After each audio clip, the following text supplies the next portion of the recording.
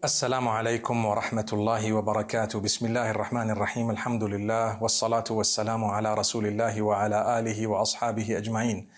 My brothers and sisters, sometimes people plan our downfall and we don't even know. Sometimes behind closed doors, people talk about us. They want to harm us and we don't know. And they are planning and plotting. And sometimes they begin to execute their plots. Suddenly we find out, wow, this person's doing this against us and that person may be doing this. And sometimes they begin to do it and we feel it and we know. They want to steal something from you. They want to attack you. They want to slander you. They want to drop you down, because sometimes that's what some people do, especially when shaitan takes over. So what should we do in such a case? Now, there are many verses in the Quran that give us a lot of hope. If you look at Surah Al-Anfal, which is a surah where Allah mentions some of the wars, and Allah Almighty speaks about the plotting of the people of Mecca at the time of the Prophet Muhammad ﷺ, and he ends that verse with a beautiful capping that would help all of us. Verse number 30 of Surah Al-Anfal, Allah says, وَإِذْ يَمْكُرُ بِكَ الَّذِينَ كَفَرُوا لِيُثْبِتُوكَ أَوْ يَقْتُلُوكَ أَوْ يُخْرِجُوكَ وَيَمْكُرُونَ وَيَمْكُرُ اللَّهُ وَاللَّهُ خَيْرُ الْمَاكِرِينَ. Amazing verse. Allah says, remember the time when they were plotting against you, the disbelievers of Mecca, when they were plotting against you in order to keep you there in Mecca, perhaps, in order to hold you, perhaps kidnap you, in order to kill you, in order maybe to remove you. And Allah subhanahu wa ta'ala says, yukhrijuk. They wanted to do one of these things to you. Either they would, kidnap you, take you away, perhaps hold you against your will, or kill you, or maybe release you, try to remove you from the place. Allah says, but they plan, and Allah plans. Subhanallah. وَيَمْكُرُونَ وَيَمْكُرُ اللَّهُ. They plan and plot. They were plotting, but Allah plots, Allah plans. And who is the better of the planners here? Them or Allah? Allah. And that's why whatever they planned at the time, take a look at what happened. They initially decided to boycott the Prophet ﷺ, sanctions against them. 3 years, it didn't work. The Muslims were patient. 3 whole years, no food and drink. They had very little. Then they decided, you know what, we're going to kill him. They tried very hard. They couldn't. Allah always protected His messenger, sallallahu alayhi wasallam. Then they decided, we're going to drive him out. Guess what? They couldn't. They didn't succeed. Allah is the one who chose for the messenger to live in such a way that they couldn't harm him. They tried to follow him. They almost captured him, but they didn't. A miss is as good as a mile, as they say. They didn't capture him. They almost did. And he arrived in Medina Munawwara, where it became the seat of government at that particular time. It was amazing how Allah's plan worked wonders, always. So you do your best, but remember, these are verses of hope. They will heal us when we think about how Allah has protected His messenger, peace be upon him, not on one occasion, but on thousands of occasions. And the Muslims, the believers, and generally Allah would protect those who are good, those who are kind, and Allah will grant them always. So here Allah is saying, when they plan and they plot, and Allah plans and plots. In fact, also Allah subhanahu wa ta'ala says, وَمَكَرُوا وَمَكَرَ اللَّهُ وَاللَّهُ خَيْرُ الْمَاكِرِينَ. They plot and plan, and Allah plans. And who is the better of the plotters and planners? It's Allah. Allah's is not actually a plot, it's a plan. So alhamdulillah, alhamdulillah. And sometimes when we have difficulty and hardship with people and we don't know whether to make peace with them or not, if they're inclining upon equitable terms to make peace with you, good terms, not that it's unfair, fair terms, to make peace with you, even if you're in slight doubt, Allah says, make peace with them, no problem. Tie all the loose ends and make peace with them. Look at verse number 61 of Surah Al-Anfal, when Allah is speaking about the enemy who was fighting wars against the believers.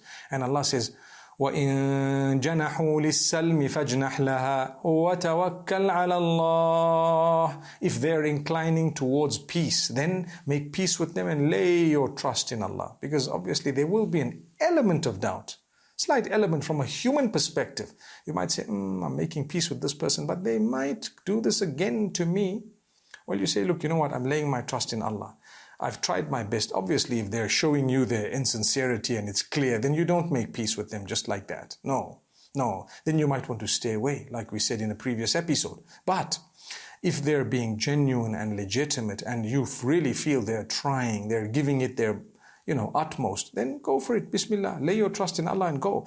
Then in verse number 62, Allah tells you the other scenario.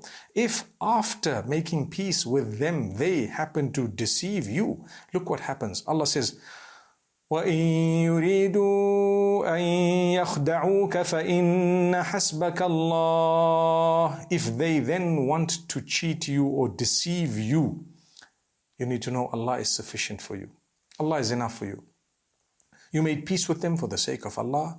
Now if they want to deceive you, there will be something really good that will come out of that.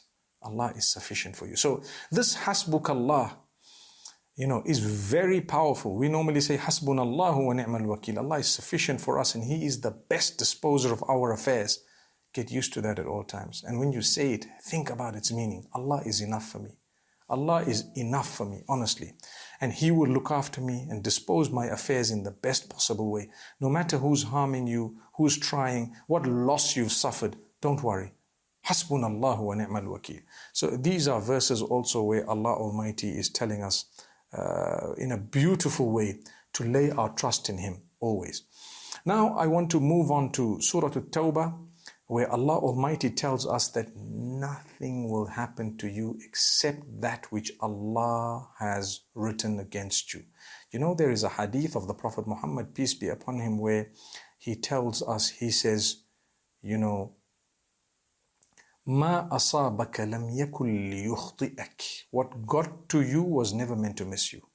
وَمَا أَخْطَأَكَ لَمْ يَكُنْ لِيُصِيبَكَ. And what missed you was never meant to get to you. This hadith, look at it from all contexts and from every angle, and it is true. Whether it's wealth, whether it's a bullet, whether it's a relationship, whether it's whatever, whether it's a huge accident, anything. Allah says, if it got to you, it was always meant to get to you. Even if it's a message that got to your ears, always meant to get to you. What missed you was never for you. Now, I believe that firmly, because what we also know is, i'lam. The hadith says, احفظ الله يحفظك. If you look after Allah's commands, Allah will look after you. احفظ الله تجده تجاهك. If you look after the commands of Allah and what Allah has ordained, He will always be right there in front of you. وَاعْلَمْ أَنَّ الْأُمَّةَ لَوْ اجْتَمَعَتْ عَلَىٰ أَنْ يَنْفَعُوكَ بِشَيْءٍ لَمْ يَنْفَعُوكَ إِلَّا بِمَا قَدْ كَتَبَهُ اللَّهُ لَكَ.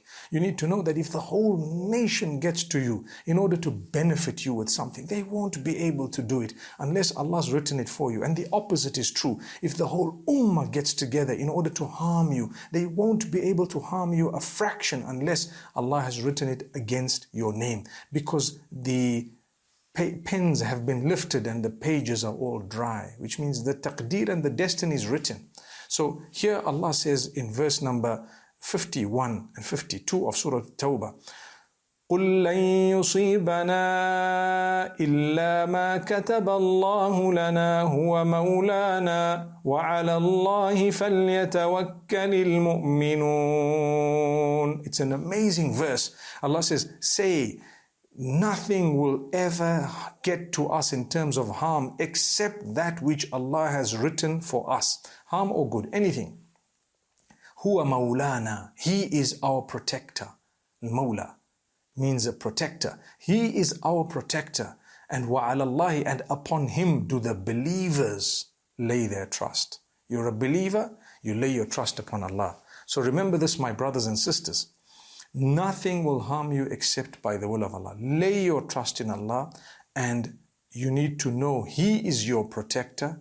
And if you're a true believer, it is that trust that will grant you or give you the healing and the hope. May Allah Almighty really bless every one of us and protect us.